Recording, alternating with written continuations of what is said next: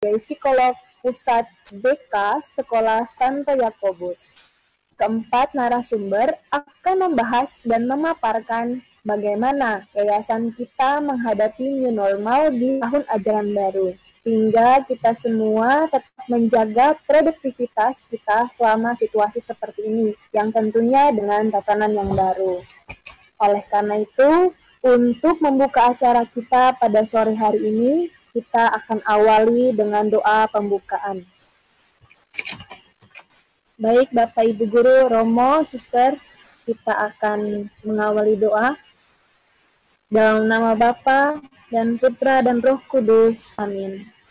Selamat sore Tuhan, kami memuji dan bersyukur kepadamu atas segala berkat, penyertaan, bimbingan-Mu, sehingga meskipun dalam keadaan dan situasi pandemi ini, Engkau masih memperkenankan kami berkumpul dalam Selasa sharing secara online. Tuhan, pada sore hari ini kami semua akan mendengarkan sharing dari narasumber yang akan membahas tentang new normal pada sekolah dan yayasan kami. Hadirlah di tengah-tengah kami, agar apa yang kami diskusikan, apa yang kami dapatkan pada sore hari ini dapat bermanfaat bagi kami, terutama untuk proses pembelajaran di tahun ajaran baru. Kami serahkan seluruh doa dan permohonan ini ke dalam tangan-Mu Tuhan, lewat perantaran Kristus, Tuhan dan pengantara kami. Amin. Santo Yakobus, doakanlah kami. Dalam nama Bapa, Putra dan Roh Kudus. Amin. Romo, Suster, Bapak Ibu, sebelum kita akan melaksanakan sharing pada sore hari ini, kita akan terlebih dahulu mendengarkan dan menyaksikan video tentang Aku Rindu Sekolah. Selamat menyaksikan.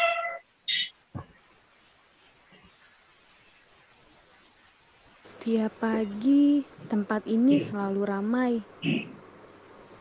Mobil silih berganti keluar masuk. Belum lagi teriakan sapaan dari teman yang kadang memanggilmu dari kejauhan.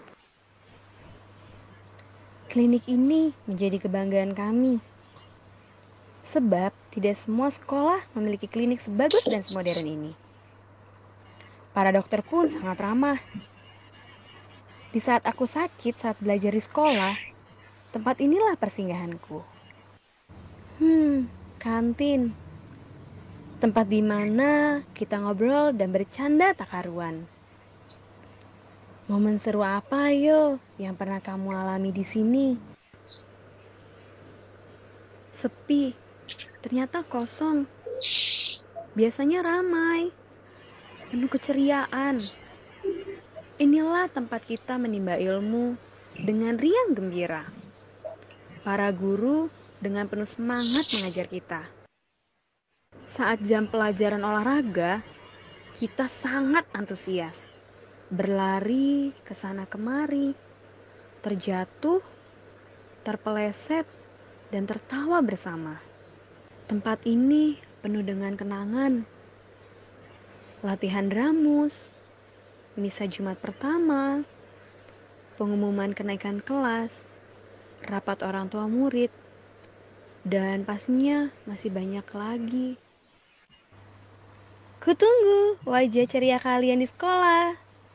Sampai jumpa semuanya.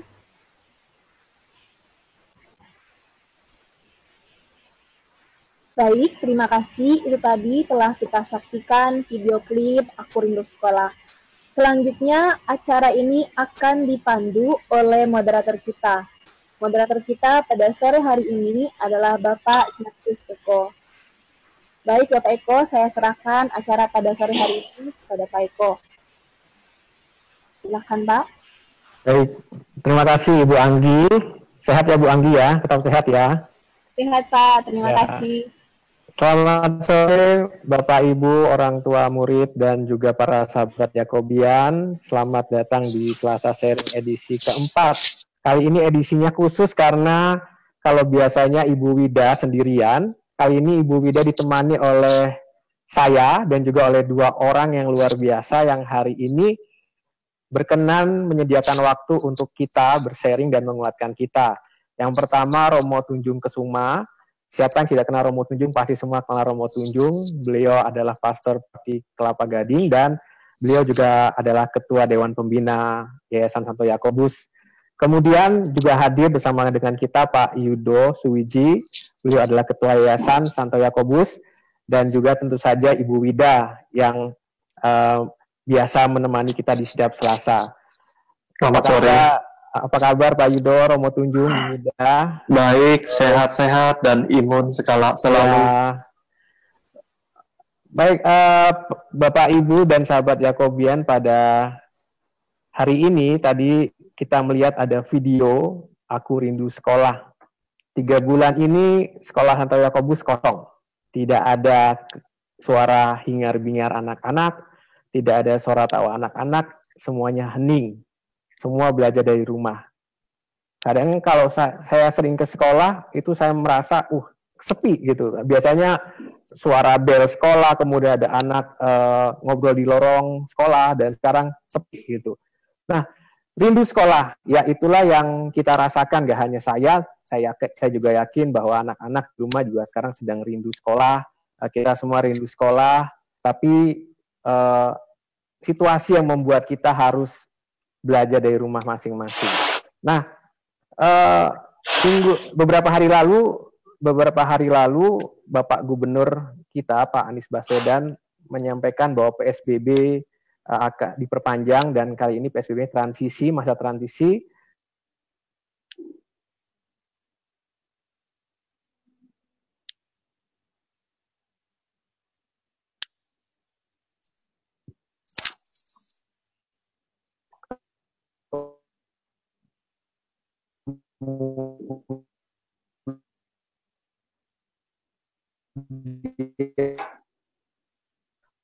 Beberapa minggu sebelumnya Bapak Presiden mengadakan seperti ini, itu akan menjadi budaya baru di tengah dunia kita saat ini.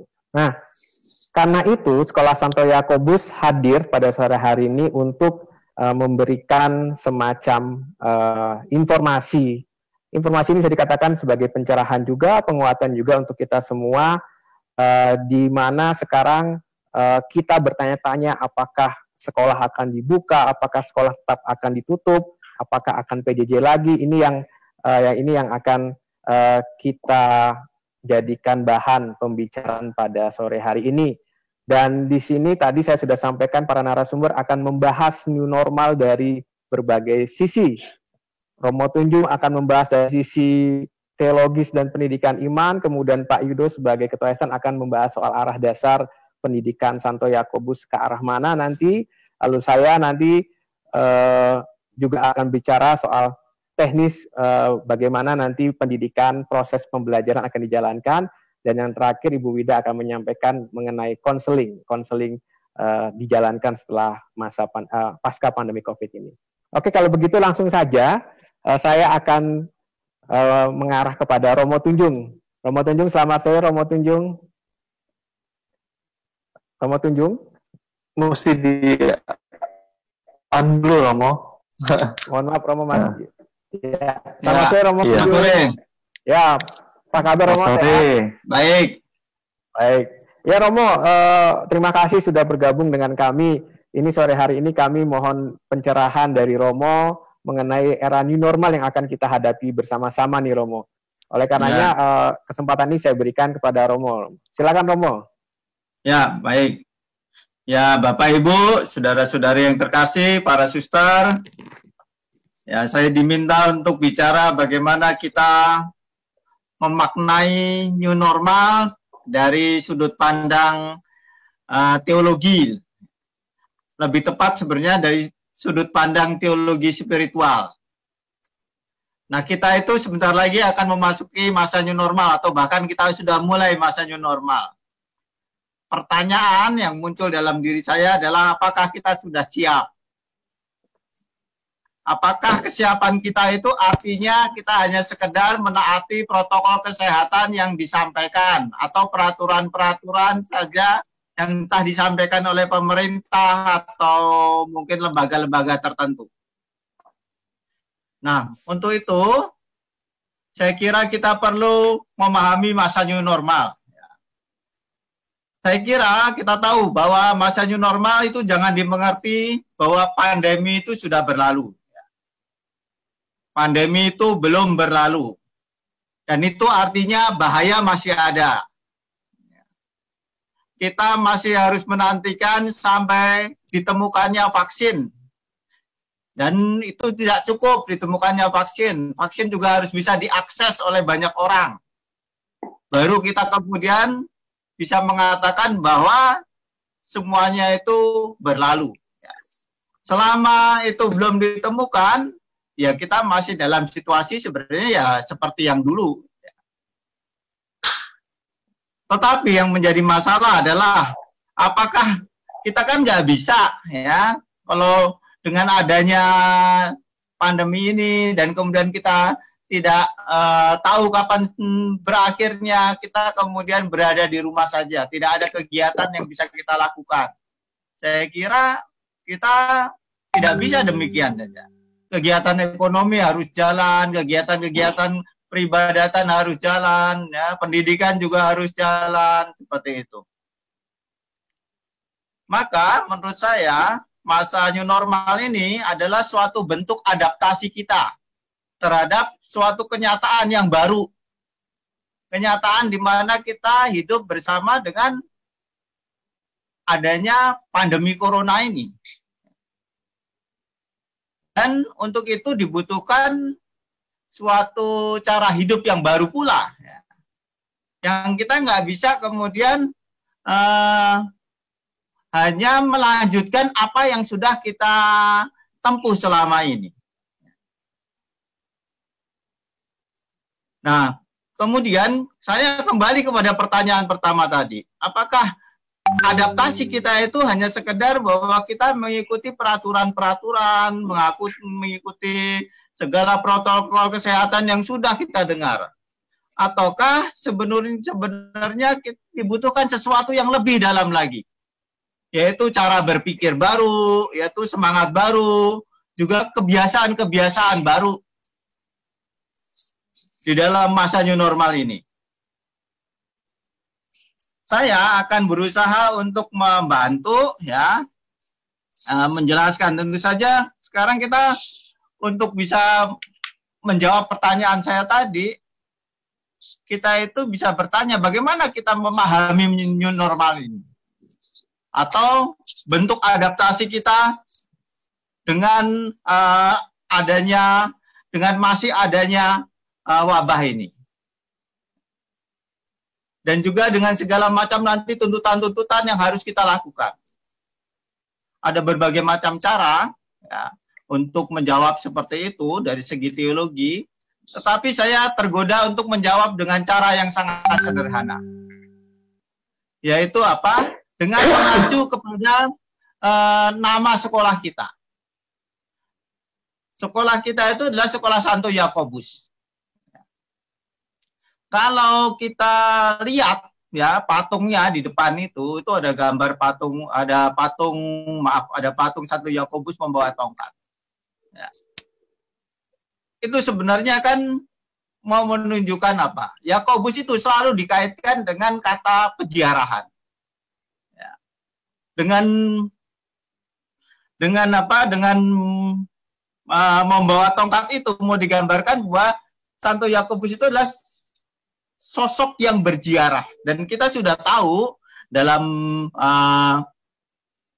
tradisi Katolik, ya, kita mengenal tempat peziarahan yang sangat terkenal, yaitu Santiago Compostela, ya, yang dipercaya sebagai makamnya Santo Yakobus, di mana banyak orang, ribuan orang, mungkin jutaan orang itu menempuh jalan ke sana, ya, dengan berziarah.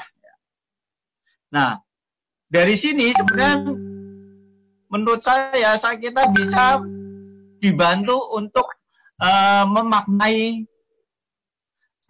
new normal ini. Bagaimana? Saya melihat begini, kalau kita bicara mengenai peziarahan, janganlah kita berhenti pada peziarahan fisik. Hidup kita itu sendiri merupakan suatu peziarahan. Entah dimengerti sebagai peziarahan dari kita lahir sampai kita meninggal, atau suatu peziarahan di mana kita yang Kristiani dibaptis kemudian dipanggil untuk menuju kekudusan. Itu semuanya peziarahan. Atau kita sebagai pribadi, kita lahir dipanggil juga, atau berziarah dari situasi kita mungkin yang kurang sempurna, berkembang lebih baik, menjadi lebih sempurna. Nah, saya kira dari sini kita bisa kemudian meletakkan di mana new normal itu. Saya melihat demikian. Kalau kita melihat bahwa hidup kita ini merupakan suatu peziarahan atau suatu perjalanan, ya, maka masa new normal ini adalah salah satu titik dari peziarahan tersebut. Yang hendaknya membantu kita untuk berkembang menjadi lebih baik lagi.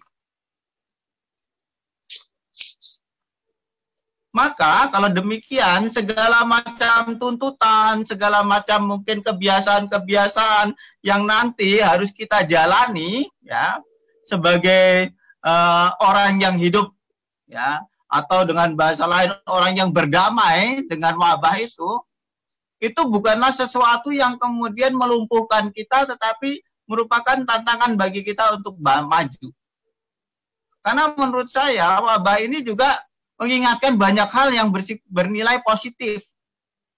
Nanti akan saya sebutkan beberapa hal.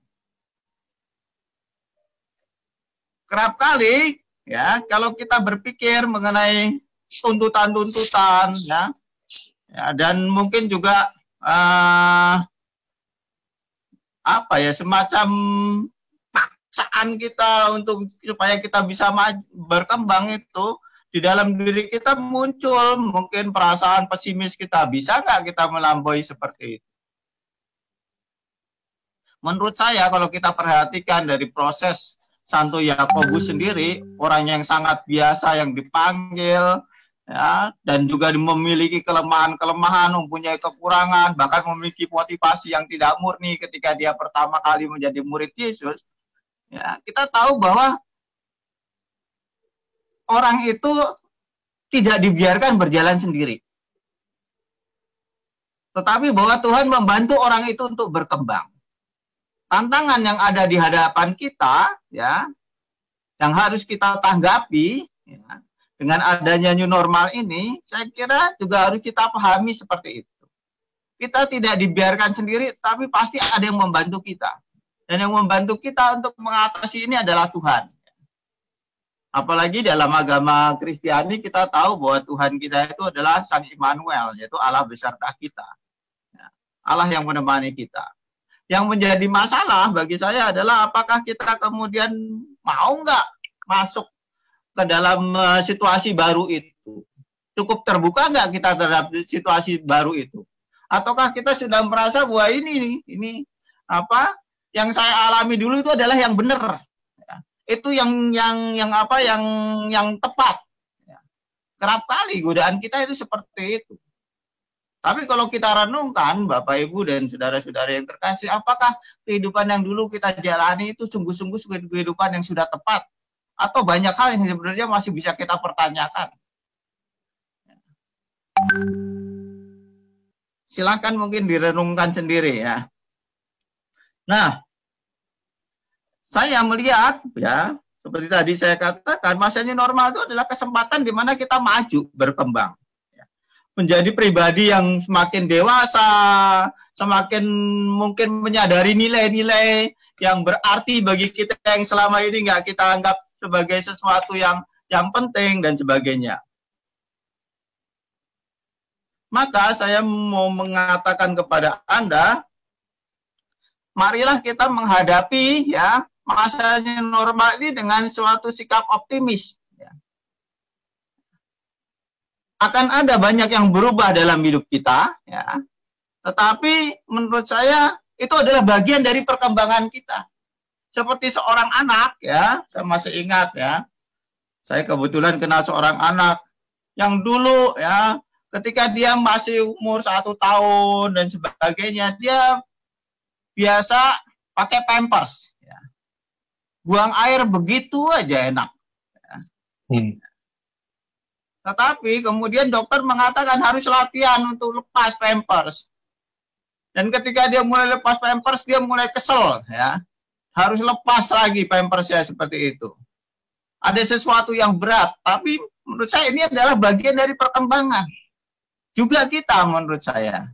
Ada banyak mungkin yang dulu kita merasa nyaman, kita merasa enak dan sebagainya, harus kita lepas, ya. Demi sesuatu yang lebih maju lagi. Kalau kita percaya bahwa hidup kita itu merupakan suatu peziarahan menuju kepada sesuatu yang lebih baik. Ya. Kalau dalam agama Katolik kan kita dipanggil untuk menjadi kudus, ya. Ya maka kalau kita bisa meletakkan itu adalah panggilan untuk menjadi kudus. Ya. Nah sebenarnya apa sih yang bisa kita temukan menurut saya? Yang bisa kita temukan banyak hal lah kalau kita bicara mengenai new normal ini. Saya baru saja membaca sebuah buku yang menarik bahwa orang-orang setelah masa pandemi ini menjadi lebih religius. Saya kira itu betul ya. Kita maaf aja nih ya, kerap kali mendengar berita orang yang saya kenal ini telah tiada. Mungkin sahabat saya, mungkin tetangga saya, mungkin kenalan saya, mungkin orang tua dari orang yang saya kenal dan sebagainya. Berhadapan dengan kenyataan seperti itu, gimana pun juga kita itu akan menyadari siapa diri kita sih. Bahwa kita itu tergantung kepada Allah. Ini membuat kita membuat sesuatu yang sangat berubah loh. Saya bicara pada seseorang yang mengatakan, Romo, sekarang ini kami itu menjadi lebih religius. Kalau kami pergi ke kantor, kita kalau ada kesempatan ada renungan, kita dengarkan renungan. Kalau ada kesempatan ada misa misa streaming, kita mendengarkan dan sebagainya. Sesuatu yang menurut saya positif. Selain itu, Bapak Ibu dan saudara-saudari yang terkasih, yang saya lihat juga ya, pada masa new normal ini kan kita bisa berkegiatan, ya. Ya. Apakah kita kemudian bagaimana kita harus menyikapinya? Menurut saya begitu. Saya berpikir demikian. Ya. Saya sering melihat kasus-kasus tentang penerapan PSBB yang lalu. Ya. Banyak orang itu merasa bahwa kerap kali PSBB itu adalah sesuatu yang ditanamkan dari atas, dipaksakan dari atas kepada orang untuk nurutin. Orang merasa tertekan seperti itu. Sehingga begitu dikatakan PSBB dilonggarkan atau PSBB berakhir, orang melakukan apa saja, bebas seperti itu. Saya kira pada masa new normal ini, kita harus menanamkan kepada anak hukum dan peraturan di dalam diri kita sendiri, di dalam hati kita. Kita tahu mana yang berguna, mana yang penting, mana yang tidak penting, dan sebagainya. Sehingga orang tidak semata-mata mengandalkan apa yang disampaikan dari luar, tapi dia dalam dirinya sendiri dia tahu. Misalnya anak-anak itu kita latih untuk kalau nanti pulang sekolah ya, kamu pulang ke rumah, ya, bukan karena apa-apa, ya, bukan karena kamu nggak boleh senang-senang, tetapi bahwa di luar itu ada kemungkinan, ya, dia bisa terpapar misalnya seperti itu. Itu harus tumbuh di dalam dirinya sendiri.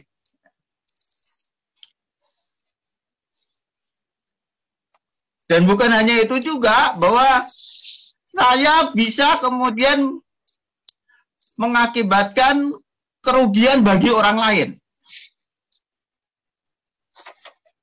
Jadi, selain kesadaran akan bahwa kita itu tergantung pada Allah, dan kita itu kemudian, ya, lebih religius, kita lah berdoalah, mohon kepada Tuhan supaya kita itu selalu dilindungi dan sebagainya.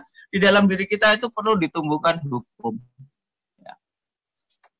Tidak hanya itu, saya juga memikirkan bahwa perlu ditumbuhkan suatu habitus yang baru, suatu kebiasaan baru. Ya. Kebiasaan yang sebenarnya baik kita sudah tahu, tapi mungkin selama ini nggak kita tanamkan kepada anak-anak.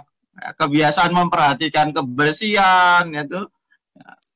Kemudian juga sekarang ini ditambah dengan kebiasaan memakai masker, menjaga jarak, itu harus disadari bukan hanya untuk kepentingan dirinya sendiri, tetapi juga kepentingan diri orang lain. Dan itu perlu ditumbuhkan ya, di dalam diri anak-anak, ya. Dan tidak bisa diandaikan. Ya. Dan menurut saya, hal-hal seperti ini dibutuhkan kerjasama baik dari guru maupun orang tua. Ya. Karena berubah itu susah lah. Kalau saya lihat ya, kita itu senangnya hanya menjalankan apa yang rutin aja. Yang biasanya begitu jalankan aja. Ya, biasanya kemudian di paroki sudah berkali-kali saya ingatkan, kalau ketemu janganlah kemudian salaman, tapi tetap aja orang mau salaman, mau dekat-dekat aja seperti itu, selalu seperti itu. Ya. Padahal sudah diberitahukan begitu banyak. Ya. Kemudian yang juga menurut saya menumbuhkan sikap untuk waspada. Kalau bahasa kitab sucinya berjaga-jaga, sebenarnya kita udah tahu ya. Kerap kali kata berjaga-jaga hanya kita terapkan untuk hal rohani. Tetapi sekarang berjaga-jaga menurut saya juga dikaitkan untuk hal-hal yang terkait dengan kesehatan kita.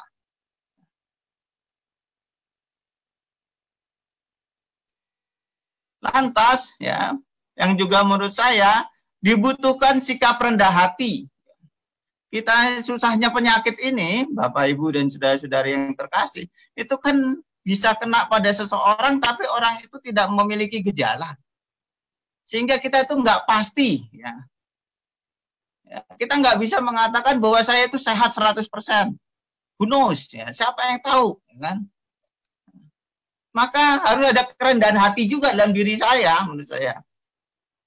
Bahwa saya itu bukan orang yang kemudian aman-aman begitu saja, udah pasti aman. Kecuali kalau saya udah diperiksa, mungkin oke lah. Ya. Tapi kalau belum, menurut saya, kita juga harus sadar diri ya, akan hal itu. Juga dibutuhkan sikap jujur, misalnya. Jujur apa? Kalau misalnya kondisi, ya, ini juga penting ditanamkan pada anak-anak. Ya. Dan sikap jujur yaitu, kalau misalnya kondisi anak-anak itu sedang tidak enak badan atau sakit dan sebagainya, mereka harus berani untuk bicara. Ya. Dan mungkin juga guru harus memperhatikan, mendengarkan. Nah, ini sikap yang harus berubah. Kita enggak apa ya, menurut saya jangan sampai anak itu kemudian sakit ya, kemudian tidak jujur dengan gurunya, maksakan untuk datang, tetapi kemudian akhirnya membuat orang lain terpapar. Ya. Nah, ini kan butuhkan menurut saya suatu perubahan sikap baik dari anaknya maupun bagi para guru maupun orang tua. Ya. Dulu mungkin kalau ada yang mengatakan, Pak, saya badan saya nggak sehat dan sebagainya, itu kita curiga kan, bener apa enggak nih, jangan-jangan mau bolos dan sebagainya. Sekarang mungkin cara kita sudah harus berpikir yang lain, ya kan, seperti itu. Kemudian sikap disiplin, ya. Seperti saya sudah katakan, ya, saya itu termasuk orang yang, saya itu karena saya sudah lama di seminari, saya sangat menekankan disiplin, ya. Ya. Tetapi dalam pengalaman saya di paroki itu sulit sekali disiplin. Sudah berkali-kali saya mengatakan kalau ketemu orang jaga jarak dan sebagainya. Tetapi tiap kali ketemu sama saya selalu mau salaman, selalu mau salaman. Saya sudah mengatakan nggak penting salaman, yang penting kita saling tahu apa yang harus kita lakukan, seperti itu. Nah, disiplin itu menurut saya perlu ditanamkan, ya. Diingatkan, dibiasakan, ya, dan diberi contoh yang paling penting, ya. Kalau kita ngomong disiplin, ya, di sekolah dikatakan disiplin, tapi di rumah orang tuanya juga nggak disiplin, ya bisa juga. Ya. Lantas juga menurut saya yang lain adalah menumbuhkan kesadaran akan pentingnya memberi perhatian kepada mereka yang lemah. Ya penyakit ini kan rada aneh ya dia. Dia itu menyerang terutama mereka yang lemah gitu. Mereka yang mungkin sudah karena usia, mungkin juga karena penyakit-penyakit tertentu dan sebagainya.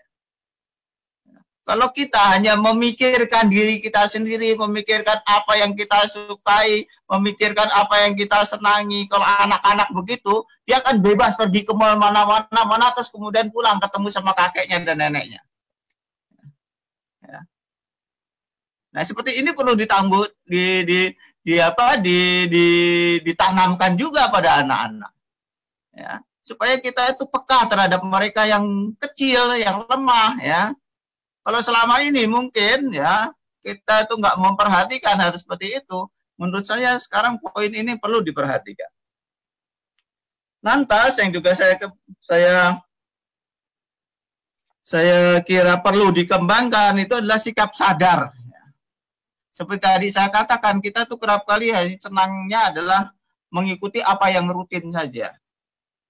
Ya, kita tidak pernah menyadari kenapa sih saya melakukan ini. Kenapa sih saya melakukan itu? Ya. Saya kira kita perlu mengajarkan anak juga sikap sadar. Itu mungkin perlu juga dilatih meditasi kali menurut saya. Ya, latihan kesadaran itu ya. Awareness ya. Ya. Seperti itu bagi saya bagus juga ya. Lantas juga kemampuan untuk berdiskresi. Ya. Discernment, ya, mengambil keputusan, ya, di dalam situasi tertentu bagaimana saya mengambil keputusan. Ya, seperti tadi saya katakan, guru berhadapan dengan seorang anak mengatakan, Pak, badan saya nggak enak, saya sakit. Kami bisa membuat discernment yang tepat. Ya. Sebab kalau dia keliru ngambil discernment, bahaya sekali. Kalau mengatakan kamu harus masuk dan sebagainya. Ternyata memang benar-benar sakit dan dia adalah carrier, itu bahaya sekali. Maka harus punya kemampuan untuk discernment. Selanjutnya adalah untuk itu saya merasa perlunya kerjasama berbagai pihak di dalam sekolah, ya, baik guru, orang tua murid, ya. Karena membangun kebiasaan-kebiasaan yang baru, cara berpikir yang baru, dan sebagainya itu bukan soal nggak bisa lah kita lakukan hanya satu pihak aja. Itu membutuhkan berbagai macam pihak. Itu kita itu memulai sesuatu yang sangat baru sebenarnya ya. Memang sudah ada sih, tapi mungkin kita hanya sekedar hanya sekedar tahu saja ya. Kalau saya masih ingat dulu ketika bicara mengenai spiritualitas, kami itu bicara mengenai tahu dan sadar. Tahu itu dicontohkan oleh pembimbing saya dengan sangat baik. Ada seorang bapak ya merokok. Ya, di belakangnya itu tertulis merokok merusak paru-paru, menyebabkan kanker dan sebagainya. Dia merokok dengan damai di situ, di depan itu. Dia tahu, dia baca semuanya. Ya, seperti itu tuh tahu, ya. Tetapi kalau sadar itu adalah pengetahuan yang mengubah. Seperti saya, ya, dulu ya makan apa saja, gitu kan? Ya, apa saja saya makan, badan saya gemuk, saya nggak peduli. Setelah saya operasi jantung semuanya berhenti, karena saya tahu itu bahaya. Ya, itu saya sadar kalau begitu. Stop benar-benar. Orang mengatakan, Romo kenapa nggak makan? Nggak apa-apa sedikit aja, sudah enggak lah. Saya mengatakan saya nggak tertarik untuk makan kayak gitu. Seenak apapun ya, saya akan berhenti karena saya sadar ya seperti itu. Itu namanya sadar. Ya. Ya, jadi suatu pengetahuan yang sungguh-sungguh dihayati menjadi apa ya, menjadi cara hidupnya gitu. Nah, menanamkan seperti itu yang nggak mudah. Dibutuhkan berbagai pihak menurut saya. Kemudian yang terakhir saya mau mengatakan dalam situasi seperti ini yang kita nggak tahu nanti gimana ya, apakah kita masih berlanjut berada di dengan pendidikan online atau bukan, apakah kita kemudian sudah akan anak-anak masuk, dan beberapa orang juga nggak setuju dengan kondisi seperti itu ya, beberapa orang tua juga menolak seperti itu. Saya kira dalam situasi seperti ini dibutuhkan sikap kreatif. Sikap kreatif. Ya. Sikap kreatif baik dari para guru, pengelola sekolah, maupun orang tua murid. Ya. Gimana sih situasi seperti ini yang kita tidak tahu? Ini kan situasi yang sangat baru bagi kita. Ya. Kita nggak bisa kemudian mengikuti hanya sekedar mengikuti pola-pola lama. Kita harus dengan tajam melihat permasalahannya, kemudian bagaimana saya mengambil sikap dalam situasi seperti itu. Ya, Bapak Ibu dan saudara-saudara yang terkasih, itulah sekedar sedikit masukan saya ya, yang muncul secara sekilas dalam diri saya ketika saya diminta. Tapi saya mau mengatakan ya bahwa peristiwa COVID-19 ya, kemudian juga masa new normal ini bukanlah sesuatu yang kemudian kita pandang sebagai sesuatu yang negatif lah. Ya, kita perlu juga melihatnya sebagai sesuatu yang positif ya. Yang mengajak kita seperti tadi saya katakan lebih maju lagi, lebih maju sebagai manusia. Ya. Ya, kalau dulu kan kita nggak nyadari betapa pentingnya alam, sekarang mulai kita bicara mengenai pentingnya alam. Itulah ya, salah satunya. Ya. Jadi marilah kita melangkah maju dengan optimis, dengan percaya, dengan yakin, bukan karena kita hebat, tetapi buat Tuhan membantu kita. Yang penting kita mau terbuka terhadap tantangan yang baru ini. Terima kasih. Baik, terima kasih Romo Tunjung. Pak Yudo, Bu Wida, saya terima kasih Romo. Bahagia karena saya bahagia karena Romo Tunjung dulu mentor saya. Saya lihat betul bagaimana dulu waktu di asrama itu kami harus taat pada hal-hal yang kecil. Salah satunya acara makan bersama. Wah, kami kalau makan siang, makan malam nggak ada, pasti dicari Romo Tunjung. Tapi dari situ saya belajar bahwa ternyata di momen makan bersama itu kami bisa saling sharing diskusi, semacam itu. Gitu ya Romo Tunjung ya? Ya. Terima kasih Romo, waktu di asrama diajari tentang hal seperti itu. Disiplin ya Pak? Disiplin, betul Pak Yudo. Saya juga tertarik tadi dengan yang Romo sampaikan terhadap peka pada masa COVID ini membuat kita sadar pada hal kecil yang kelihatannya nggak bernilai tapi ternyata bernilai.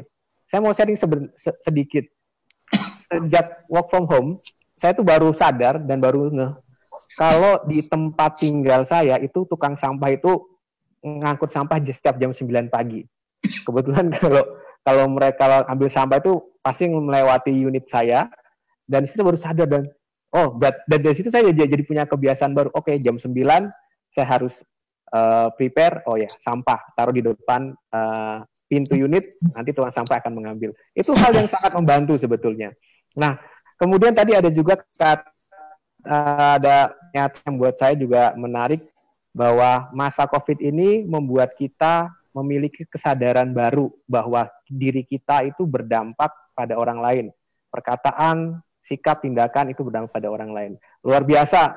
Ternyata ada blessing in disguise ya Romo ya, dibalik mungkin di mata dunia melihat bahwa COVID ini musibah, tapi ternyata kalau kita lihat dari kacamata spiritual ada maksud Tuhan yang tersembunyi di balik itu. Terima kasih Romo. Romo jangan beranjak dulu, nanti kalau ada pertanyaan untuk Romo akan kami sampaikan. Selanjutnya, sahabat Yakobian, kita akan lanjut ke Pak Yudo. Pak Yudo, selamat sore Pak Yudo.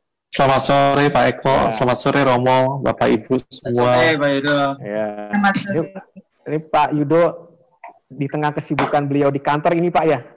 Iya, saya lagi di kantor kebetulan ya, sore ini. Biasa. Ya kan sudah mulai bekerja kemarin ya Pak Eko? Iya betul Pak ya. Pak Yudo, bolehkah Pak sore hari ini Pak Yudo memberikan arahan kepada kami, kepada para sobat Yakobian terkait apa yang harus kita jalani selama bulan depan, akan 5 bulan depan, di mana persekolahan tahun ajaran baru akan dimulai. Silakan Pak Yudo. Terima kasih Pak Eko. Selamat sore Romo, Suster, Bapak Ibu yang kami hormati. Tetap sehat, stay at home, Dan juga ya saya mengharapkan kita tetap selalu menjaga kesehatan dan juga imun yang kuat dengan asupan yang baik.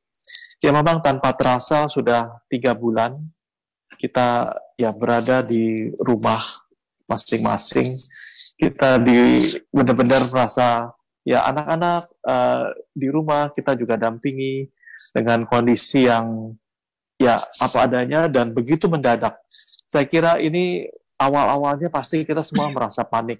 Waduh, begitu. Tapi saya juga merasakan satu hal di mana ya kita harus selalu berpikiran positif seperti Romo tadi katakan. Ya kita bagaimana positive thinking untuk memikirkan ke depan, dan saat ini adalah masa transisi di mana ya kita mau menghadapi fase-fase berikutnya untuk menuju new normal. Tapi dalam menuju new normal itu saya kira kita juga ya harus memikirkan keadaan tadi sekeliling kita dan juga sesama kita. Seperti saya di kantor harus menggunakan masker karena kita juga mencoba menghargai orang lain. Saya tidak tahu siapa yang menjadi carrier atau tidak, tapi kita coba berusaha bagaimana menjaga diri kita sendiri juga agar tetap selalu ya sehat dan imun. Saya kira kita juga nggak perlu terlalu ketakutan dan bagaimana. Saya mengharapkan kita juga merasakan Bapak Ibu juga dan juga anak-anak di rumah itu juga pasti sudah ya tadi rindu akan sekolah, rindu akan keadaan yang normal. Semua akan merasakan itu. Pemerintah juga sudah menyatakan tahun ajaran 2020-2021 itu akan ditetapkan tahun ajarannya dimulai 13 Juli 2020 dan berakhir nanti di Juni 21. Tapi itu adalah tahun ajaran. Mungkin kita juga harus bisa membedakan antara tahun ajaran dan juga ya apakah kita secara fisik akan datang ke sekolah atau tidak nanti di tanggal 13 Juli. Itu semua tergantung daripada keadaan dari Satuan Gugus Tugas COVID. Ya, BNPB itu juga sudah akan nanti yang memberikan aba-aba kepada Dinas Pendidikan DKI, apakah kita akan bisa mulai di 13 Juli bulan depan ini. Jadi kita semuanya akan menunggu tentang pembukaan sekolahnya itu. Tapi saya juga tidak akan secepat itu menerimanya, dan kita juga harus memikirkannya. Sekolah juga sudah mempersiapkan untuk ke arah new normal itu dengan beberapa plan. Ada plan A, ada plan B, yang kita sebut dengan prinsip prioritas dasar. Ya, untuk menghadapi pembukaan itu mungkin ya prinsip prioritas dasar ini yang kita akan kedepankan, yaitu agar sekolah kita nanti akan menjadi sekolah yang helpful school, yang saya katakan, di mana sekolah yang selalu setiap dia membantu. Juga sekolah itu juga mempunyai prinsip-prinsip yang healthy environment. Jadi kita mengharapkan kita mempunyai lingkungan sekolah yang higienis, dan juga kita mengharapkan tidak terjadi klaster-klaster baru di sekolah kita. Kemudian kita juga mempunyai prinsip untuk hybrid learning. Hybrid learning ini yaitu suatu metode pengajaran atau yang juga yang dikenal dengan blended learning ya. Blended learning atau kombinasi antara tatap muka dan online, atau yang sekarang selama 3 bulan ini dari akhir Maret sampai awal Juni ini kita melakukan online learning atau PJJ yang sering disebutnya, pelajaran jarak jauh, yang tentunya ya saya mengharapkan ke depan nanti kita juga bisa mempersiapkan ini yang saya katakan tadi sebagai plan A, untuk bisa mencampurkan, memblended antara yang tatap muka yang seperti biasa zaman dahulu dengan yang online atau daring ini. Jadi setelah kita melihat tadi helpful school seperti apa sih? Ya, helpful school itu ya kami sudah mempersiapkan. Jadi di sekolah itu kami sudah mempunyai ya gugus tugas untuk COVID ini. Di sekolah sudah dipersiapkan kepanitiaannya, mereka sudah menyiapkan begitu dari jauh-jauh hari, menambah dengan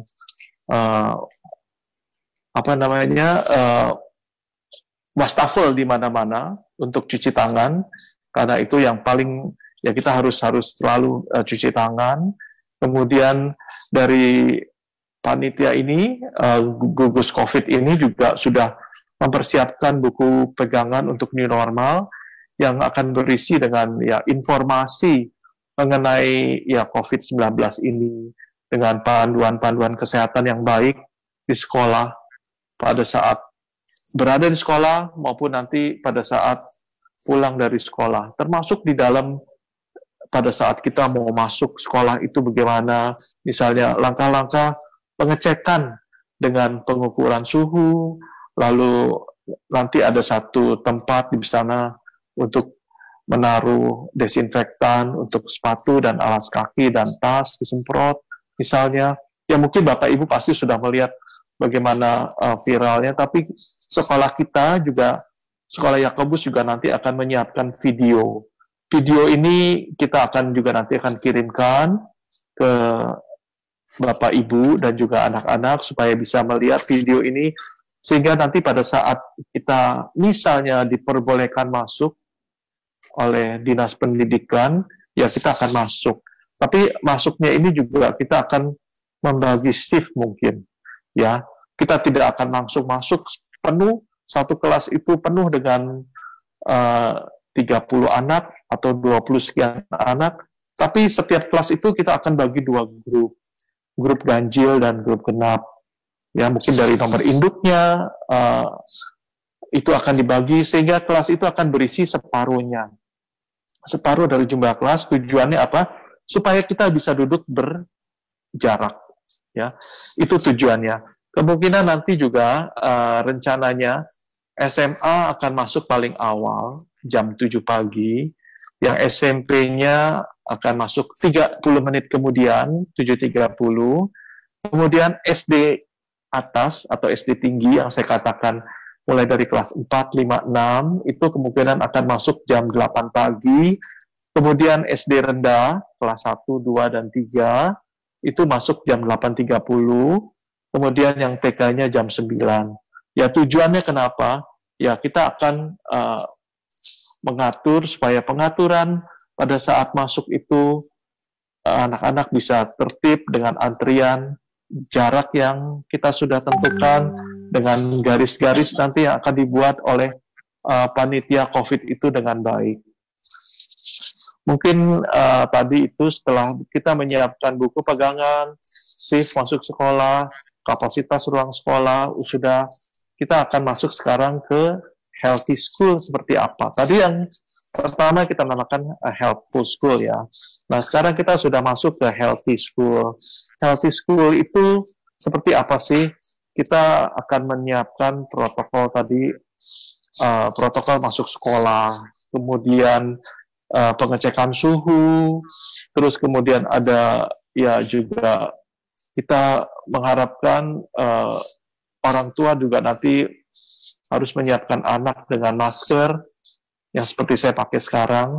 Bahkan juga nanti kita akan minta untuk kalau yang masih anak-anak itu kita minta dilengkapi dengan face shield, tujuannya untuk supaya ya kita lebih terjaga.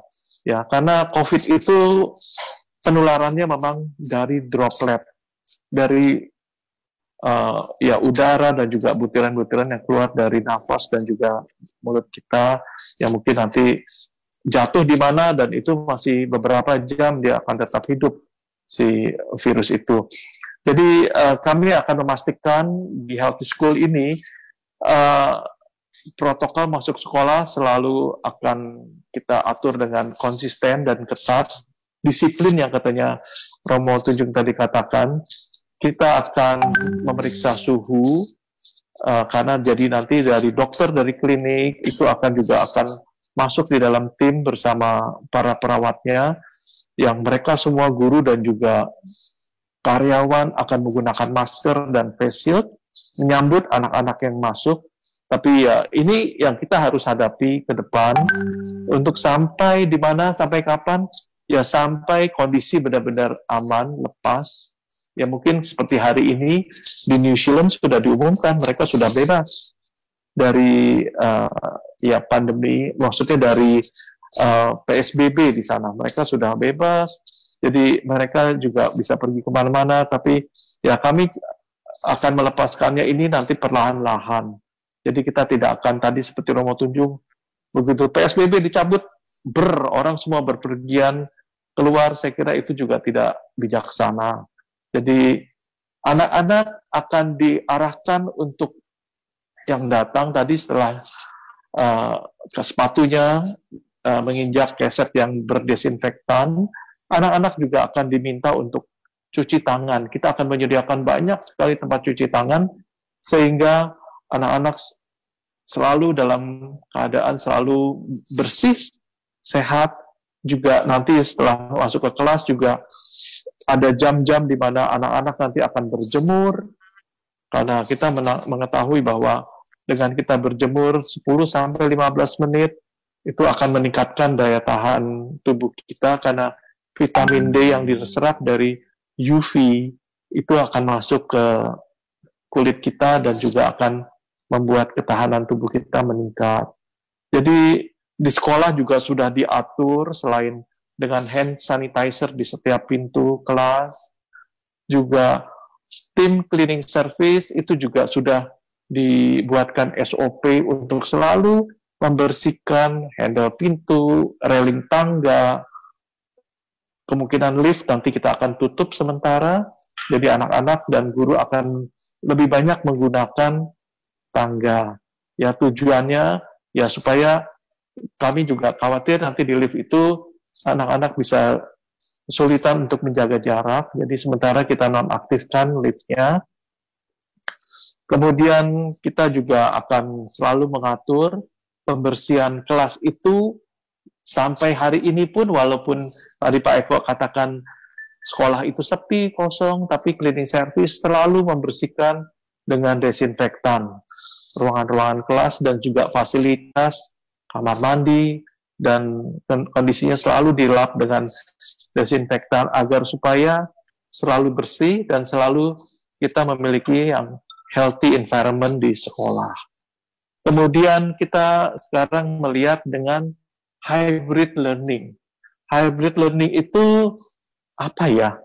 Ya, kita mungkin ada seorang tokoh dari ITB, Profesor Iwan Pranoto itu yang mempunyai suatu istilah yang sangat menarik. Dia juga menulis di Kompas beberapa minggu yang lalu mengenai kasmaran, belajar yang kasmaran. Yaitu ya kita mengharapkan supaya diri kita sendiri, baik guru, anak-anak, dan orang tua, itu kita menyadari di mana saja itu kita harus selalu belajar. Ya, kita harus selalu ingin mengembangkan diri, kasmaran, mencintai untuk selalu belajar. Jadi memang kondisi yang kita baru laluin ini kondisi yang tidak normal. Tapi mungkin ini suatu lompatan. Lompatan di mana dalam pembelajaran guru maupun murid itu sudah dipaksa melompati ke arah yang lebih modern, yang lebih maju, di mana kita harus menggunakan teknologi. Tapi di sini juga kita mengambil hal positifnya, di mana orang tua menjadi lebih terlibat di dalam mendidik anak.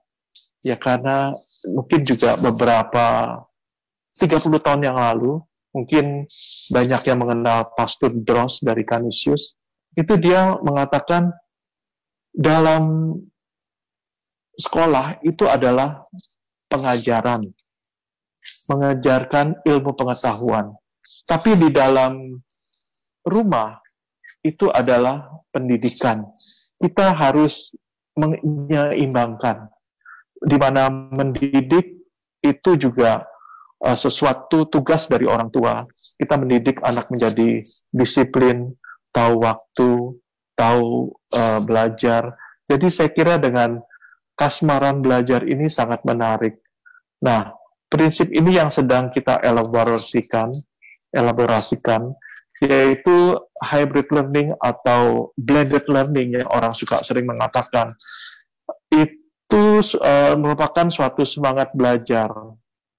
Artinya ya, suatu semangat belajar yang dimiliki oleh putra-putri kita, anak-anak kita, yang mempunyai semangat yang kerinduan untuk, ya, anak-anak itu pasti kepingin ketemu dengan teman-temannya, kasmaran bersama, belajar bersama. Itu yang merupakan suatu proses dalam pengajaran dan juga pendidikan.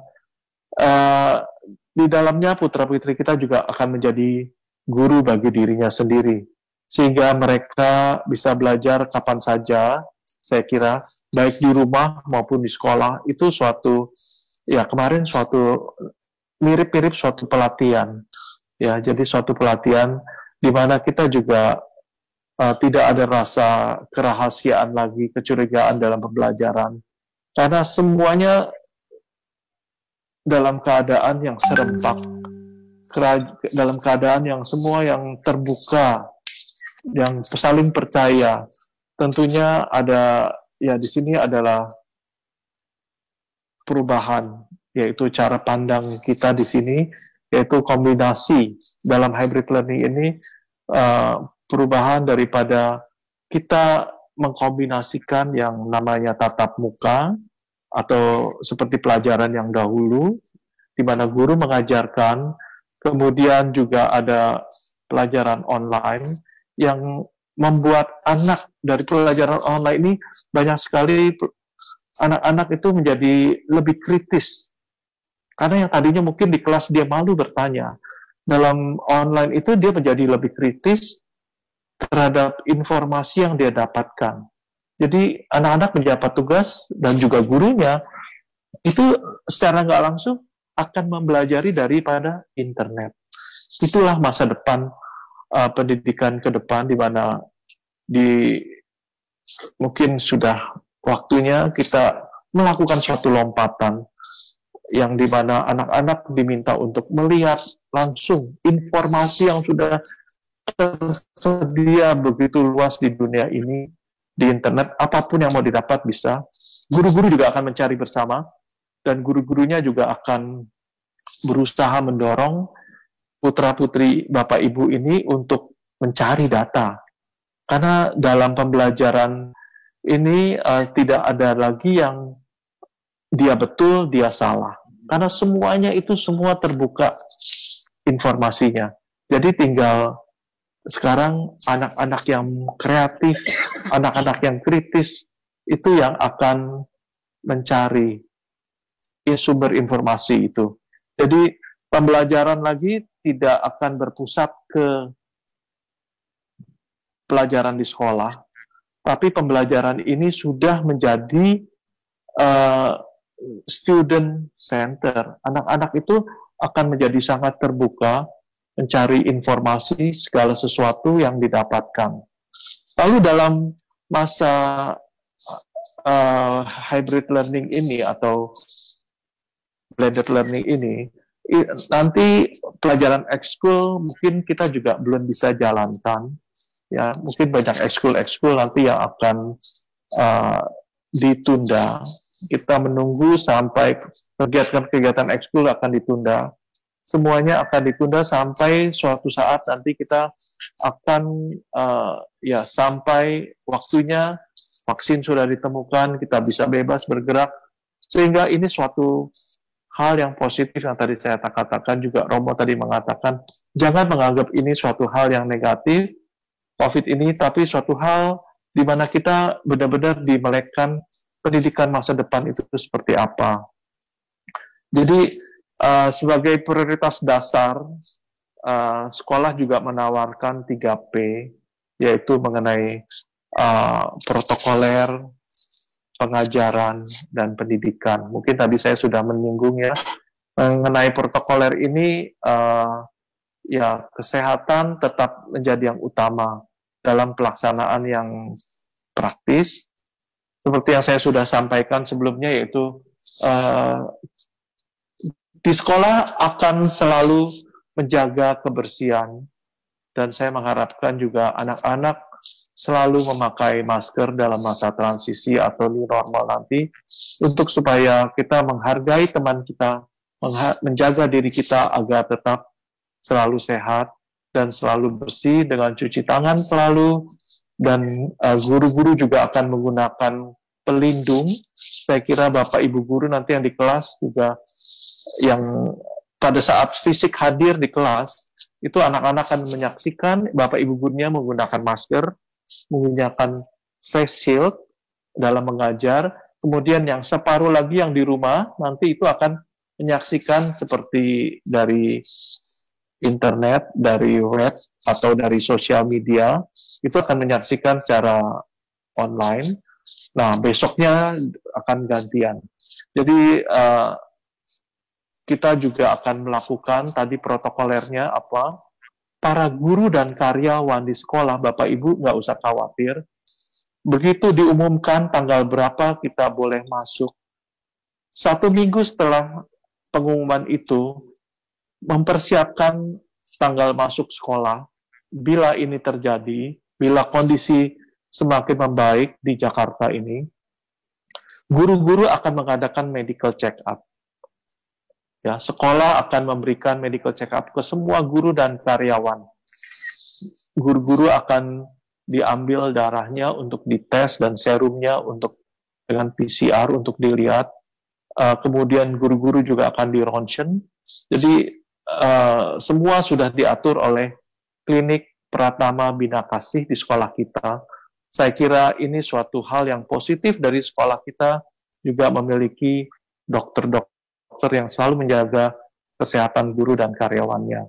Kemudian soal pengajaran, hendaknya kami tekankan pula, tugas utama sekolah adalah untuk mengajar, yaitu memastikan anak bisa menggunakan sarana dan prasarana dengan baik untuk berpikiran yang lebih kreatif, kolaboratif, dan komunikatif. Tapi yang tidak kalah pentingnya, ya saya mengharapkan ya kami akan menyediakan kurikulum dengan beragama pendekatan dan metode yang mendorong anak untuk bisa menggunakan semua sarana di sekolah dengan baik.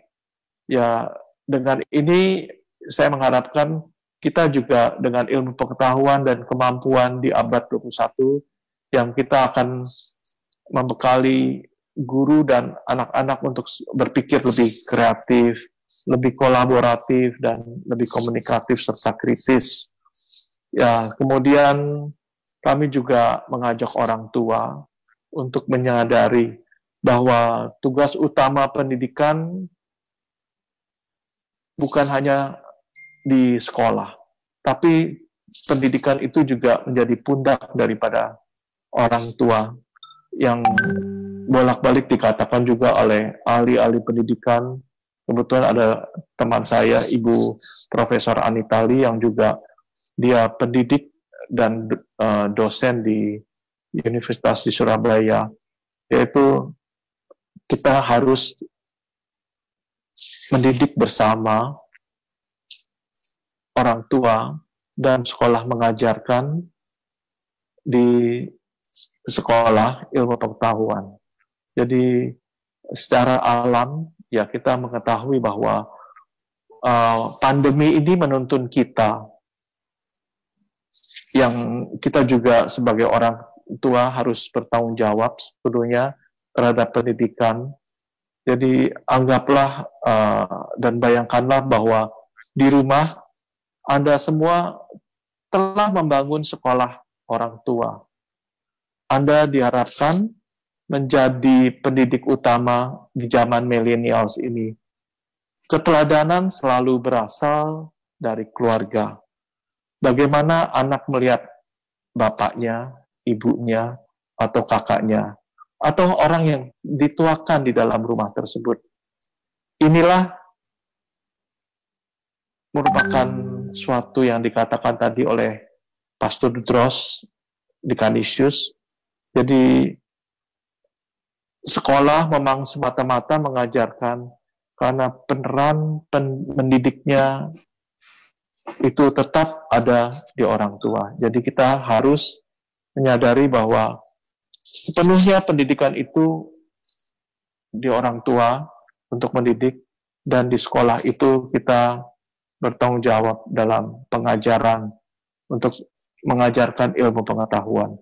Jadi kita sama-sama, saya harapkan kerjasama yang baik antara orang tua yang sudah terjalin selama ini, baik yang baru mulai dari 3 bulan yang lalu, tapi yang sudah bertahun-tahun, saya kira banyak yang dimana kita harus sama-sama memperhatikan di sekolah Santo Yakobus ini 3P tadi, yaitu protokoler dalam masa new normal nanti, pengajaran oleh guru dan sekolah sendiri untuk menimba ilmu, kemudian pendidikan, jangan lupa Bapak Ibu juga akan di rumah memberikan contoh yang baik kepada anak-anak kita.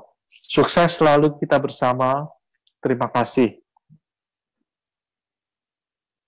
Terima kasih Pak Yudo untuk paparannya, luar biasa, cukup detail Pak. Terima kasih untuk arah dasar dan prinsip-prinsip yang memang sudah disiapkan dan dipikirkan lebih awal oleh Bapak Ibu pengurus, dan juga nanti akan dieksekusi oleh tim kerja yang juga nanti diisi oleh para guru dan juga dari pihak sekretariat yayasan.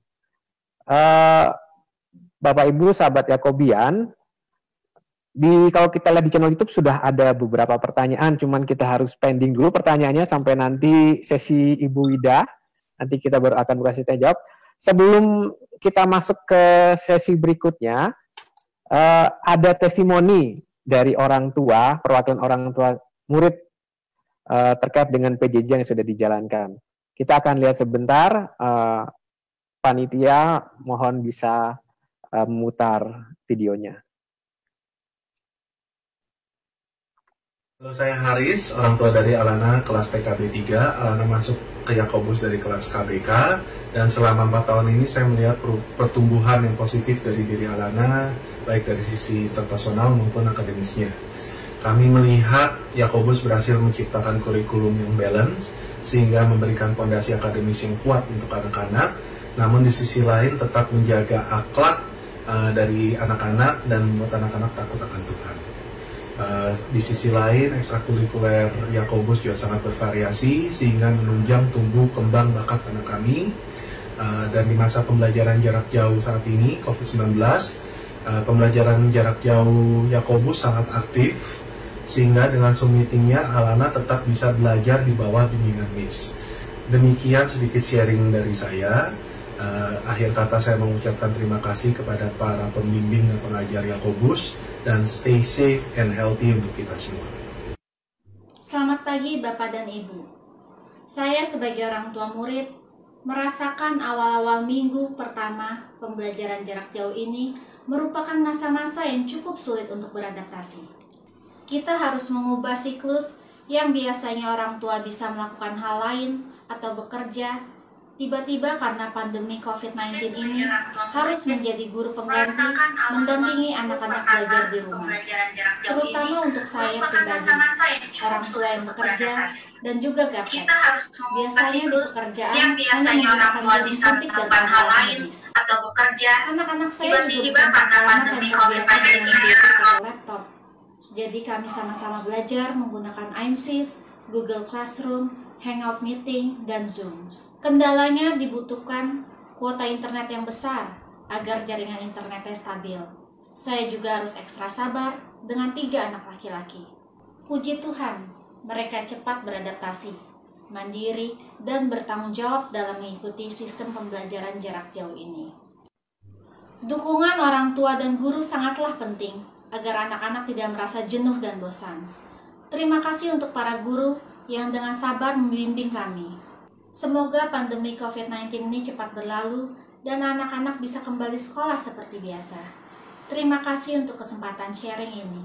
Tuhan memberkati. Saya Mama Olivia dari kelas 8C Sekolah Santo Yakobus. Kesan positif saya terhadap pembelajaran jarak jauh, yaitu yang pertama itu membuat hubungan antara orang tua dengan anak itu semakin hari semakin dekat. Karena kita sering bertemu, berkomunikasi, berinteraksi, membuat kita semakin hari semakin akrab. Paling penting, kita sebagai orang tua itu selalu harus memberikan pandangan yang positif terhadap pembelajaran jarak jauh, agar anak juga menanggapinya secara positif sehingga dia akan mengikuti pembelajaran jarak jauh ini dengan semangat dan dengan antusias. Lalu yang kedua, saya merasakan bahwa anak itu akan semakin mandiri, semakin bertanggung jawab dan jujur dalam melakukan tugas-tugas yang diberikan oleh para guru. Lalu yang ketiga, saya sangat menghargai banget guru-guru dari Sekolah Santo Yakobus karena ini adalah